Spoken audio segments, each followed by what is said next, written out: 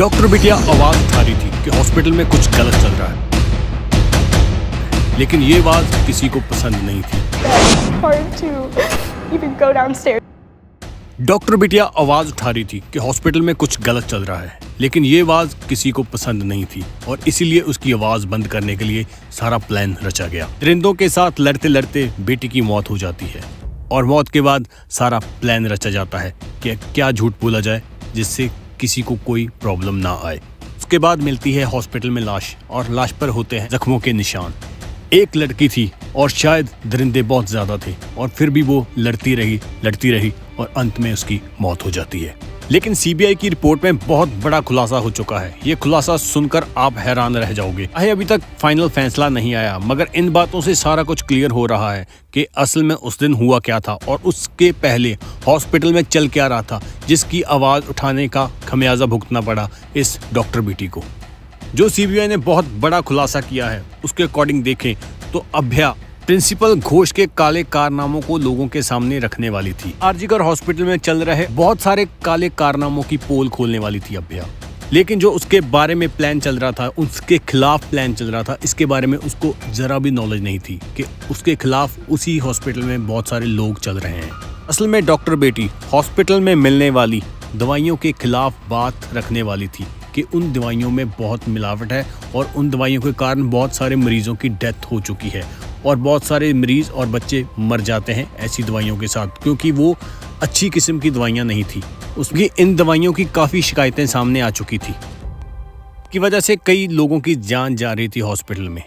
Operation successfully हो जाते थे हॉस्पिटल में, मगर दवाइयों के साथ कई लोगों की जान जा रही थी। इस बात को लेकर अभ्या ने आवाज़ उठानी शुरू कर दी थी। ऑपरेशन के बाद जो एंटीबायोटिक यूज़ किए जाते थे उनकी गुणवत्ता बहुत नीची थी।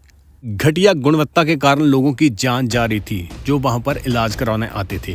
ऑपरेशन सक्सेसफुली होते थे, मगर उसके बाद जब एंटीबायोटिक दिए जाते थे तो लोगों की मौत हो जाती थी और ऐसे बहुत सारे केस सामने आ चुके थे। और इसी हॉस्पिटल में काफ़ी केसेस ऐसे आए थे जिसमें बुजुर्गों और बच्चों की भी जान जा चुकी थी इन एंटीबायोटिक के कारण।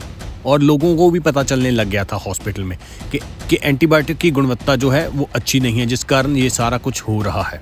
ऐसे बहुत सारे केसेस सामने आने के बाद भी संगीत घोष ने इस पर कोई कार्रवाई नहीं की थी, क्योंकि शायद उसको ये सारा कुछ पता था, शायद उसमें ये इन्वॉल्व था। इसी बात का डॉक्टर बिटिया को पता चलना शुरू हो गया था। उसको पता चल रहा था कि हॉस्पिटल में क्या चल रहा है, हॉस्पिटल में कितनी करप्शन चल रही है, हॉस्पिटल में कैसे पैसे के कारण सारा कुछ किया जाता है। और इसी कारण डॉक्टर बेटी ने आवाज उठानी शुरू की। उसके सहयोगियों ने भी उसे समझाया कि वो ऐसा ना करे, इसमें उसको प्रॉब्लम हो सकती है, मगर उसने अपनी आवाज बंद नहीं की, क्योंकि हॉस्पिटल के बाकी लोगों को पता था कि ये मामला बहुत ऊपर से है और अगर कोई आवाज उठाएगा तो वो प्रॉब्लम में आ सकता था। ये बात अभ्या को भी पता था, मगर फिर भी वो बोलना शुरू करती है लोगों के खिलाफ। जो हॉस्पिटल में करप्शन चलती है उसके खिलाफ वो बोलना शुरू करती है। डॉक्टर बेटी अकेली संगीत घोष के खिलाफ बोलना शुरू करती है और धीरे धीरे ये बात फैलनी शुरू हो जाती है। वो एंटीबायोटिक दवाइयों पर भी बात करती है कि ये एंटीबायोटिक अच्छी नहीं है, जिसके कारण मरीजों को प्रॉब्लम आ रही है। और इसी प्रकार डॉक्टर बेटी संदीप घोष की काली करतूतों का चिट्ठा खोलने वाली थी। अब जो बातें निकलकर सामने आ रही हैं, डॉक्टर बिटिया कुछ बातों का खुलासा करने वाली थी, लेकिन इस खुलासे से पहले ही उसकी जान ले ली जाती है। इसी बात के लिए वो बोलना शुरू कर देती है कि हॉस्पिटल में गंदा धंधा चलता है, बहुत कुछ हॉस्पिटल में ऐसा चल रहा है जो सहनयोग नहीं है, लेकिन कोई इसके खिलाफ आवाज नहीं उठा रहा था और इसने हिम्मत की इसके खिलाफ आवाज उठाने की और उसका खमियाजा इसको अपनी जान देकर भुगतना पड़ा। संदीप घोष के खिलाफ कोई बोलता भी नहीं था, क्योंकि उसकी जो पॉलिटिकल पावर थी बहुत स्ट्रांग थी, बहुत लोगों के साथ उसका उठना बैठना था और इसीलिए इस केस को दबाने के लिए बहुत साजिशें चल रही थी। जो एसएचओ को गिरफ्तार किया गया है उस पर भी यही दोष लगे हैं कि उसने इस केस को दबाने के लिए बहुत कुछ किया है और बहुत सारी बातें सीबीआई से छुपाई हैं, जिस कारण इस केस की तरफ ना जाया जा सके।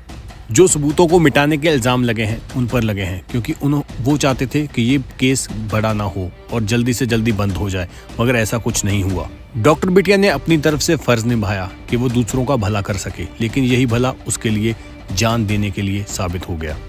और जो बातें निकलकर सामने आ रही हैं वो होश उड़ाने वाली हैं, क्योंकि उसमें बोला गया है कि संदीप घोष के 4 डॉक्टरों ने अभ्या को निशाना बनाया था और उसमें एक लेडी डॉक्टर भी थी जिसने अभ्या को सेमिनार हॉल में जाने के लिए कहा था। और ये इसमें कितनी सच्चाई है वो जल्दी ही सामने आने वाली है। और जैसे ही डॉक्टर बेटी वहां पर सोने जाती है तो संजय राय को एक मोहरा बनाकर भेज दिया जाता है और उससे पहले बहुत कुछ उसके साथ हो चुका था। ये बात सामने निकल कर आ रही है और जल्दी ये क्लियर भी हो जाएगा कि सच में ऐसा हुआ था या नहीं। संजय राय को भेजा जाता है इसका मोहरा बनाने के लिए और जब डॉक्टर बेटी अधमरी करके छोड़ दिया जाता है तो संजय राय को भेजा जाता है कि जाओ तुम्हारे लिए कुछ रखा है, और संजय राय वहाँ पर जाता है और सारी हदें पार कर देता है।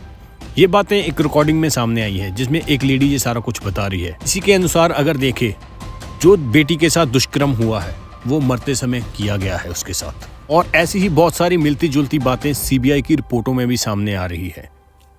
इसमें साफ साफ पता चल रहा है कि ऐसा हुआ होगा क्योंकि वेल प्लान्ड मर्डर था, क्योंकि सबको पता था कि ऐसा होने वाला है और सिर्फ डॉक्टर बेटी को इसके बारे में पता नहीं था। और जो बातें निकलकर सामने आ रही हैं वो इससे भी घिनौनी है कि कैमरे भी बंद किए हुए थे, कैमरों पर कुछ ऐसा लगा हुआ था जिसके कारण फुटेज प्रॉपर क्लियर नहीं थी, और बहुत सारी फुटेज सीबीआई से बचाई भी गई है। जो सीबीआई ने इल्ज़ाम लगाया है कि उनको प्रॉपर फुटेज नहीं प्रोवाइड की गई।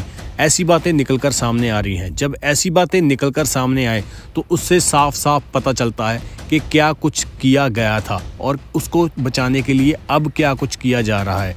और ये बहुत सारे लोग इस केस में इन्वॉल्व हैं जिसको बचाने के लिए इतना कुछ हो रहा है, और कौन है जो इसमें सारे इस केस में सपोर्ट कर रहा है और दोषियों को बचाने के लिए, ये अभी सामने आना बाकी है। मगर धीरे धीरे ये केस फाइनल की तरफ जा रहा है। मगर इसमें जो बेटी की जान गई है वो बहुत दुखदाई है, और अगर आप चाहते हैं कि उस बेटी को इंसाफ मिल सके और उसकी आत्मा को शांति मिल सके तो आप कमेंट में जाकर प्लीज़ ऐसा लिखिए कि वी वांट जस्टिस। इसके साथ उसकी आत्मा को शांति मिलेगी। और अगर इतने लोगों की सपोर्ट ना होती, अगर इतने लोग एकत्रित ना होते, अगर डॉक्टर हड़ताल पर ना बैठते तो शायद ये केस कब का बंद हो जाता और इंसाफ की गुहार लगाते लगाते लड़की के घर वालों को उम्र निकल जाती। मगर ये सब सारे एकत्रित होकर इसमें काम कर रहे हैं और आवाज़ उठा रहे हैं, वी वांट जस्टिस। और इसीलिए शायद जस्टिस मिलने की उम्मीद भी है, क्योंकि धीरे धीरे ये केस दोषियों की तरफ जा रहा है और इस केस की परतें खुलनी शुरू हो गई है। और जो मेन दोषी है वो तो पता चल रहा है कि संदीप घोष ही है, मगर और कौन कौन इस केस में इन्वॉल्व है वो सामने आना अभी बाकी है। संजय राय को मोहरा बनाकर यूज़ किया गया है, ऐसी बातें ही सामने आ रही हैं, मगर इसमें कितनी सच्चाई है और कौन कौन इस केस में इन्वॉल्व है ये जल्दी ही सामने आ जाएगा। और इसीलिए अगर आप भी चाहते हैं कि ये केस जल्दी से जल्दी सॉल्व हो और डॉक्टर बिटिया को इंसाफ मिल जाए तो आप इस वीडियो को लाइक करके शेयर ज़रूर करना, ताकि ये बात दूर से दूर तक पहुंच सके और लोग इसके इंसाफ के लिए एकत्रित हो सकें और लड़की को हम इंसाफ दिवा सकें। हम भी वीडियो बार बार डालकर यही पेश करने की कोशिश कर रहे हैं कि इस बेटी को इंसाफ मिल सके और ऐसा आगे से कोई केस ना हो। वो लड़की अकेली थी, जिस बातों से पता चलता है कि उसके खिलाफ साजिश रची गई थी ताकि उसको चुप करा दिया जाए, मगर वो बहादुर थी, उसने लड़ते लड़ते दम तोड़ा है। और कोलकाता केस की अगर अब बात करें तो केस कहां पर पहुंचा है, तो दोषी तो रो रो कर यही बोल रहा है कि मैं दोषी नहीं हूं, मुझे फंसाया जा रहा है। आप इस वीडियो को देखकर सारा कुछ जान जाएंगे कि संजय राय कैसे चिल्लाकर चीख चीख कर बोल रहा है कि मुझे फंसाया जा रहा है और मुझे धमकियां मिल रही हैं कि अगर तूने सच बताया तो तुझे मार दिया जाएगा। संजय राय कैसे चीख रहा है आप দেখ सकते हैं इस वीडियो में। আমাকে পুরো ভয় দেখানো হয়েছে আদায় করে আপনাদের বাঁচানোর জন্য আমাকে ফাঁসিয়েছে। আমি জজ সাহেবকে বলছি যে স্যার আমি কিছু করিনি, আমাকে ওপর থেকে নিচে নামিয়ে দিল। এটা কি কোনো ন্যায়? এটা ভারত। संजय राय ने यही कहा है कि मुझे मेरे विभाग में से किसी ने धमकाया है। कि अगर बात करें संजय राय की कि घटना वाले दिन जैसी हरकतें संजय राय ने की थी, जैसे वो बेखौफ होकर वहां पर काम कर रहा था, उससे यही सामने आ रहा है कि संजय राय को किसी का डर नहीं था और शायद उसको ये कहा गया हो कि तुम फंसते नहीं या तुम्हें बचा लिया जाएगा और तुम जो चाहो वो करे। इंसाफ में थोड़ी देरी तो हुई है, लेकिन लग रहा है कि जल्दी से जल्दी इंसाफ मिल जाएगा। लेकिन बात अब की करें तो केस अच्छी तरह से खुल चुका है। ये समझ आ रहा है कि संजय राय को आने वाले 6 महीने के बीच बीच सजा मिल जाएगी और सजा भी मौत की मिल सकती है, क्योंकि जो भी बातें अभी तक सामने आई हैं उनमें से जो दरिंदा पाया गया है वो संजय राय हुए हैं। संदीप घोष को इस केस का मास्टरमाइंड माना जा रहा था और अभिजीत मंडल जिसने इस केस के बारे में प्रूफ को मिटाने के जिस पर इल्ज़ाम लगे थे, उनको भी क्या फांसी की सज़ा ही होगी या फिर उनको कम सज़ा होगी, ये देखना बाकी है। क्योंकि इस केस में जो कुछ सामने आ चुका है, जिसमें बहुत सारे लोगों से पूछताछ की है, इन बातों से ये बात तो क्लियर होती है कि संजय राय को फांसी की सज़ा तो मिलेगी ही मिलेगी, लेकिन अभिजीत मंडल और संदीप घोष को भी क्या फांसी की सज़ा मिलेगी या फिर वो बच जाएंगे, ये देखना अभी बाकी है। क्योंकि जिन दोषों को लेकर संजय राय को पकड़ा गया था और जो बातें संजय राय से पूछी गई थी और बहुत सारे टेस्ट संजय राय के किए गए थे, उनसे ये बात क्लियर हो गई थी कि संजय राय ही दोषी है। और इसी प्रकार अगर हम बात करते हैं कि संजय राय ने अब जो बयान दिया है, जो बातें उसने अब कही है इस केस के बारे में, कि उसको धमकाया गया है और उसको धमकाकर ये कहा गया है कि अपने बयानों पर वो अड़ा रहे, ये किसने बोला है और क्यों बोला है, ये अभी देखना बाकी है। क्योंकि उसने अभी इसके बारे में खुलासा प्रॉपर नहीं किया कि वो किसने उसको ये कहा है। अगर ऐसी बात आती है तो शायद ऐसा हो सकता है कि संजय राय ने किसी दबाव में आकर ऐसा कुछ कहा हो, जिसने उसने जो इल्ज़ाम थे अपने सर पर लेकर इस केस को सॉल्व करने की कोशिश की हो। लेकिन जैसे जैसे वो फांसी की तरफ जा रहा है, शायद उसको इस बात का डर लग रहा हो कि वो अब फांसी पर चढ़ जाएगा और इसीलिए वो अपने बयानों को लेकर बदल रहा हो।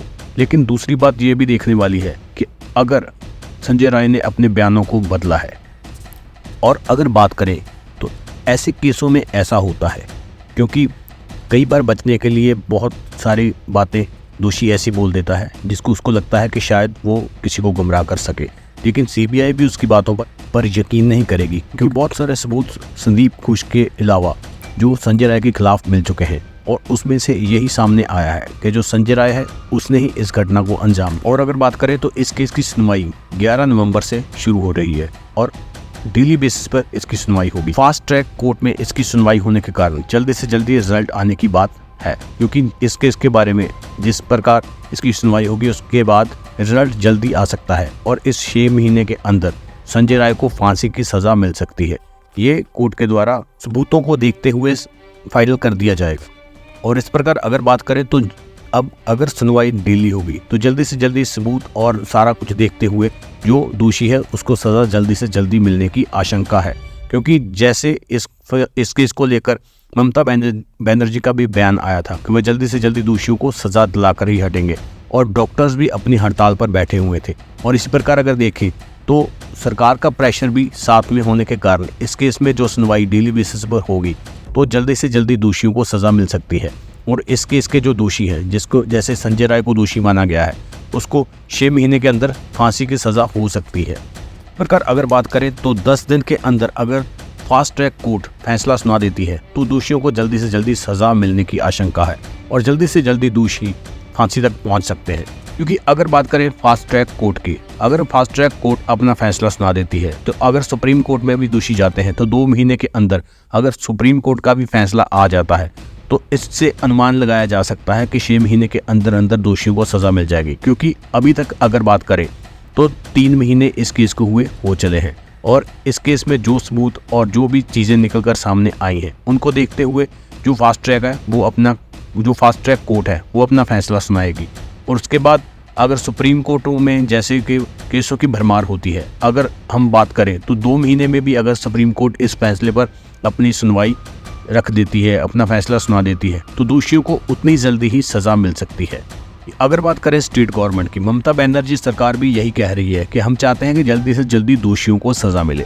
और इसी प्रकार दबाव होने के कारण भी अगर दोषियों को सज़ा मिलती है, अगर सुप्रीम कोर्ट में जाकर 2 से 3 महीने भी लग जाते हैं अगर कोर्ट की सुनवाई होते, अगर कोर्ट में रिजल्ट मिलते हुए, तो 6 महीने के अंदर दोषियों को सज़ा मिल जाएगी और दोषी फांसी तक पहुंच जाएंगे। और हम 2 से 3 महीनों की बात इसलिए कर रहे हैं क्योंकि इस केस में जो दोषी है वो एक को पाया गया है। अभी तक जो भी केस सामने आया है उसके अकॉर्डिंग देखें तो केस जल्दी फाइनल हो सकता है, क्योंकि इसमें दोषी एक है और अभी तक जो बातें निकलकर सामने आई हैं वो एक दोषी की आई हैं कि संजय राय ही दोषी है।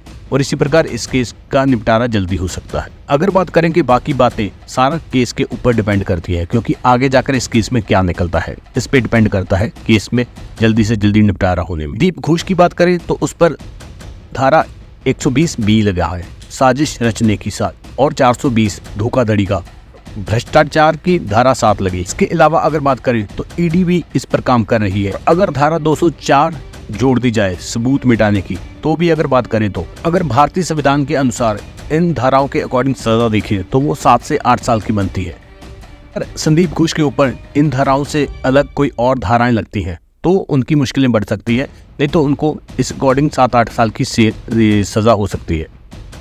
और इसी के साथ अभिजीत मंडल पर जो धाराएं लगी हैं उनसे और जो संदीप घोष के ऊपर धाराएं लगी हैं उनसे यही सामने हो रहा है, यही पता लग रहा है कि इनके ऊपर थोड़ी लाइट धाराएं लगी हैं और ये बच सकते हैं और जल्दी जेल से बाहर आ सकते हैं। चाहे लोग यही कह रहे हैं कि इन दोनों को भी संजय राय वाली ही सज़ा यानी कि फांसी की सज़ा ही मिलनी चाहिए, लेकिन धाराओं की अकॉर्डिंग अगर देखें जो प्रूफ मिले हैं इनके बारे में और जो संजय राय के अकॉर्डिंग प्रूफ मिले हैं तो उनसे धाराओं के अकॉर्डिंग सेट होगी सज़ा क्या मिलेगी दोषी को। और सीबीआई की रिपोर्ट में अभी तक जो सामने आया है उसमें संजय राय ही मेन दोषी माना गया है और आने वाले टाइम में देखना पड़ेगा कि कोई और दोषी ऐड होता है या नहीं।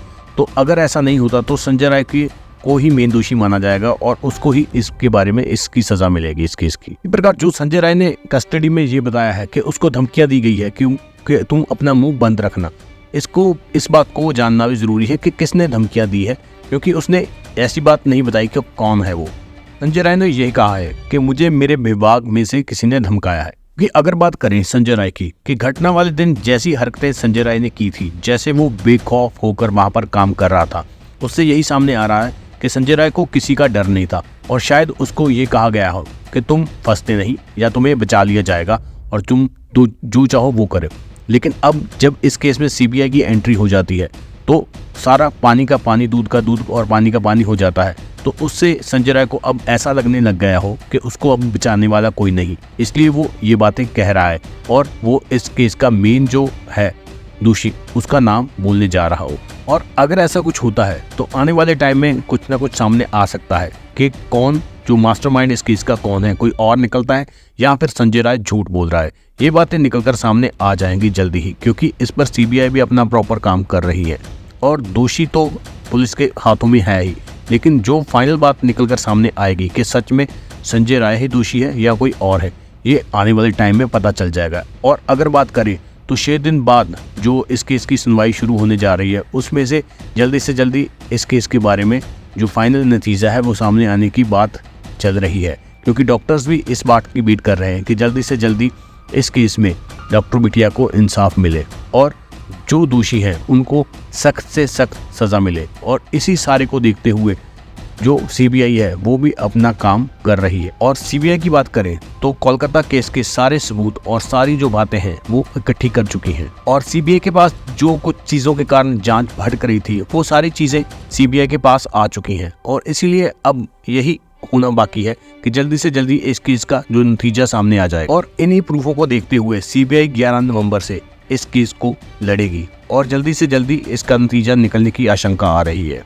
सीबीआई ने अभी तक जो काम किया है इस केस के ऊपर, जो प्रूफ एकत्रित किए हैं इस केस के ऊपर, उसको लेकर जब सुनवाई होगी तो जल्दी से जल्दी इस केस का निपटारा होने की बात सामने आ जाएगी, क्योंकि जो दोषी है जिसके बारे में जो प्रूफ मिले हैं वो सीबीआई के पास है। और अभी तक की जो घटना सामने आई है उसमें से ये तो क्लियर हो गया है कि संजय राय ही है, लेकिन आने वाले टाइम में सिर्फ ये फाइनल होना बाकी है कि इसमें कोई और था या नहीं, कि संजय राय ने ही ये सारे काम को अंजाम दिया है। क्योंकि अभी तक की अगर बात करें तो 100 से ज़्यादा गवाहों की जो बयान लिए गए हैं और 11 से ज़्यादा पॉलीग्राफिक टेस्ट किए जा चुके हैं, जिनमें से इस सारी घटना के बारे में बातें सीबीआई के पास पहुंची है और जो प्रूफ उसके पास पहुंचे हैं, सीबीआई के पास पहुंचे हैं, उन तमाम प्रूफों की अगर बात करें तो जो सीबीआई के पास पहुंचे हैं उससे यही बात चल रही है कि संजय राय दोषी है, संजय राय द्वारा ये काम किया गया है और उसको सजा